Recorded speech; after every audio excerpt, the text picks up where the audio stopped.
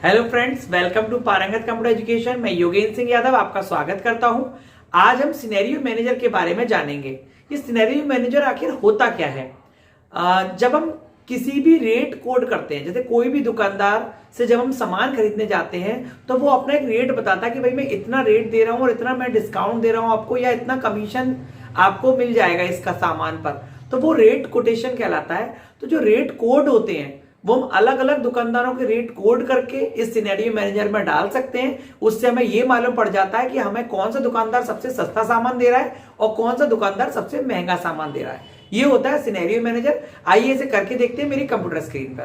देखिए यहाँ पे मान लीजिए हमने लिखा कोई प्रोडक्ट, मैंने सिर्फ 3 प्रोडक्ट ले लेता हूं मैं। मान लीजिए मैंने ले लिया टीवी, फ्रीज और एसी। मैंने 3 प्रोडक्ट ले लिए हैं।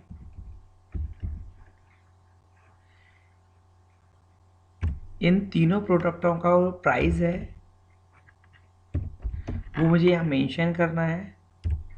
यहाँ मुझे प्राइस में मिला हुआ डिस्काउंट मेंशन करना है और यहाँ पर मुझे टोटल मेंशन करना है। मान लीजिए टीवी का प्राइस 100 रुपीज़ है और हमें 5% डिस्काउंट मिला, तो सूत्र क्या बनेगा, equal to B2 into C2%। यही मैंने बताया था, ये हमारा सूत्र बिल्कुल सही है। आपका 5% 5 रुपये ही हो रहा है। अगर मान लीजिए 1000 रुपये हो जाता है तो 1000 का मतलब 50 रुपये हो जाता है। सूत्र बिल्कुल सही है। अब हमें क्या करना है,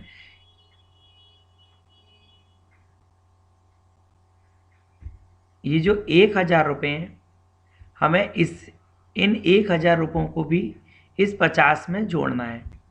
कैसे करेंगे हम, क्लिक किया, इस B2 में एक बार B2 और ले लेते हैं, B2 प्लस, और यहाँ पे हमने ब्रैकेट बना दिया। इससे क्या हुआ, जो B2 है वो इस सूत्र के अंदर जुड़ गया। अब यहाँ 1050 आ गया। इसको हम खींचेंगे तो ये तीनों लाइंस के लिए वैल्यू हमारी हो जाएगी। इसे टोटल करना है तो नीचे क्लिक करो, सम करके इसे हम टोटल कर सकते हैं। ये वैल्यू मैं यहाँ से हटा देता हूँ और अब यहाँ पर नई वैल्यू हम एंटर कराते हैं। मैंने 3 जनों को सेलेक्ट कर लिया जहाँ पर मुझे सिनेरियो बनाना है। मैं डेटा में गया, व्हाट्सएप एनालिसिस में गया, मैंने डाला सिनेरियो मैनेजर, ऐड किया। मैंने जिस पहले व्यक्ति से मैंने पूछा, सेलर 1 से, मैंने ओके कर दिया। उसने मुझे B2 मतलब मुझे इस वाली सेल का देना है प्राइस टीवी का। उसने मुझे टीवी का प्राइस 20,000 रुपये बताया और वो मुझे डिस्काउंट दे रहा था 3%। देन मैंने फिर फ्रीज का प्राइस पता किया। फ्रीज मुझे 22,000 रुपये में मिल रहा था, जिसका कि डिस्काउंट मैंने 3% मुझे डिस्काउंट मिल रहा था।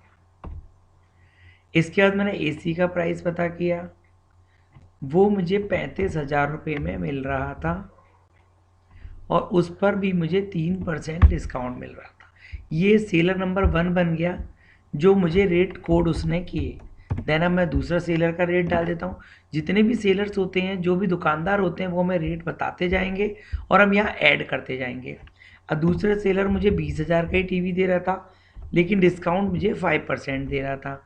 फ्रिज मुझे वो 24,000 का दे रहा था, डिस्काउंट मुझे 6% दे रहा था। और एसी मुझे वो 35,000 का दे रहा था, लेकिन डिस्काउंट वो मुझे 5% दे रहा था। मैंने इसे भी ऐड कर दिया। ऐसे ही मैंने एक सेलर और बना लिया, सेलर 3, और मैं गया तो वो मुझे टीवी 23,000 रुपये का दे रहा था, डिस्काउंट वो 2% दे रहा था। और वो जो फ्रिज था फ्रीज वो मुझे 20,000 का दे रहा था, डिस्काउंट 2% दे रहा था। इसके बाद जो एसी था वो 37,000 रुपये का दे रहा था और डिस्काउंट वो 2% दे रहा था। ऐड करने के बाद हमने ऐड तो कर ही दिया तीनों को, मैंने तीनों को देखा, ऐड नहीं किया, ओके कर दिया। अब देखिए सेलर 1 का जो रेट है, क्लिक किया मैंने, से शो किया तो देखिए लिख के आया पहले का rate, discount rate, discount rate, discount. Actual में हुआ ये, जो डिस्काउंट था वो हमने जोड़ दिया है, तबकि डिस्काउंट को माइनस होना चाहिए था। देख लेते हैं ज़रा, हमने क्या किया, यहाँ डिस्काउंट को जोड़ दिया है। डिस्काउंट जुड़ता है कि घटता है? डिस्काउंट तो घटता है ना, तो हमें इस डिस्काउंट को घटाना है। तो अब हमने इसे फॉर्मूला के अंदर घटा दिया है डिस्काउंट को। देखिए तो ये 20,000 का था, 3% डिस्काउंट के बाद ये 19,400 का पड़ा। अभी हम देख लेते हैं, बना बनाया हमारा है। हम दोबारा सिनेरियो मैनेजर में चले गए। सेलर 2 की बात करें, शो करेंगे तो देखिए इतने का पड़ रहा है। सेलर 3 की बात करें तो वो हमें इतने का पड़ रहा है। जो हमें सबसे सस्ता पड़ रहा है हम उसी से काम करेंगे। ये 74,690 का पड़ रहा है, ये 74,810 का। मतलब पहला सीलर जो है वो सबसे सस्ता रेट हमें दे रहा था और बाकी सभी से हमें महंगा पड़ रहा है। तो हम इस प्रकार से इसे लगा सकते हैं। अगर हम एडिट करें तो इन्हीं एंट्रीज़ के अंदर हम एडिट करके भी दोबारा चेंजेस कर सकते हैं, डिस्काउंट में या रेट के अंदर। डिलीट करें तो सेलर को डिलीट कर सकते हैं।